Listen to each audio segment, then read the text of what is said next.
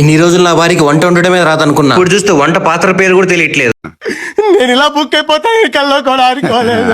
అసలు ఏమైందంటే, మేమైతే కొత్తగా ఒక కొత్త ఇంటికి మూవ్ అయ్యాం. కానీ ఇంట్లో పడుకునే దానికి సాప్, విజిల్స్ కడుక్కొని పెట్టుకునే దానికి టబ్బు, ఇంకా కొన్ని చిన్న చిన్న సామాన్లు తీసుకురాలేదు. ఓడర్లో చైనా బజార్ ఎట్లా అట్లానే సేమ్ టు సేమ్ ఈ బజార్ ఒకటి. ఇక్కడైతే మనకు దొరకని సామాన్లు ఉండవు ఒకటి కూడా. ఇంకా నా వైఫ్ ని తీసుకొని అయితే ఈ బజార్కి వచ్చేసాను. ఇంకా నేను ఒక మూడు నిలబడుకొని నీకు ఏం కావాలో తీసుకోపో అని చెప్పి, అయితే పోవడమే ఫస్ట్ ఈ మడరేటర్స్ దగ్గరికి పోయింది. దీనికి ఇంకా టైం ఉందిలే, ఫస్ట్ సామాన్లు తీసుకో అన్నా. అంతే బజార్ అంతా తిరిగి బజార్ అంతా తిప్పి గోకులు పెట్టుకునే దానికి ఈ టబ్ అయితే తీసుకునింది. ఆ మనిషి ఏ కలర్ చూపించినా వేసుకునే పర్పుల్ కలరే కావాలి నాకు అని పట్టుకునింది.